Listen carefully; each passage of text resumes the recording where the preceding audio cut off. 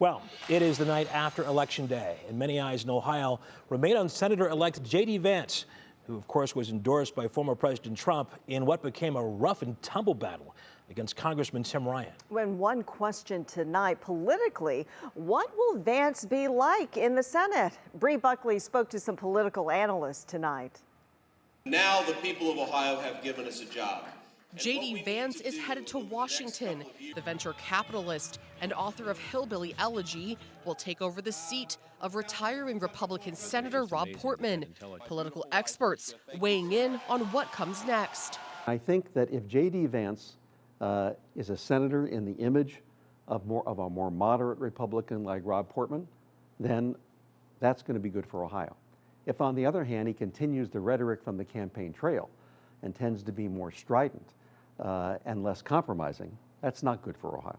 Former Attorney General, Lieutenant Governor, and Democratic nominee for U.S. Senate in 2010, Lee Fisher, says Tim Ryan ran one of the best campaigns he's seen in Ohio politics. He says now he'll wait to see which JD Vance will show up in the Senate after he didn't mention former President Donald Trump in his acceptance speech Tuesday night, despite receiving his endorsement and attending a rally with him Monday night. Is it the JD Vance who criticized Donald Trump? Is it the JD Vance who was gracious and conciliatory in his victory speech last night? Or is it the JD Vance who abruptly changed patterns and embraced Donald Trump, criticized the Ukraine, and was not always gracious in his campaign? Republican strategist and attorney Mahet Cook says Vance has the opportunity to unify the party. He also has said it himself, and I'm pleased to have somebody who is going to be a statesman like Senator Rob Portman. Let's forget the politicking. Let's forget the name calling.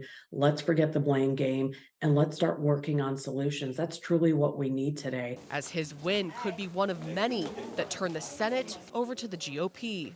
And a GOP will hold Fauci accountable. That needs to happen. And others who are responsible for lockdowns, they'll hold the FBI accountable. If the Republicans take over the Senate, there's no question that they'll be extremely conservative on social issues. Less restrictions on guns, more restrictions on a woman's right to choose. But when it comes to the economy, I actually believe that is not a partisan issue.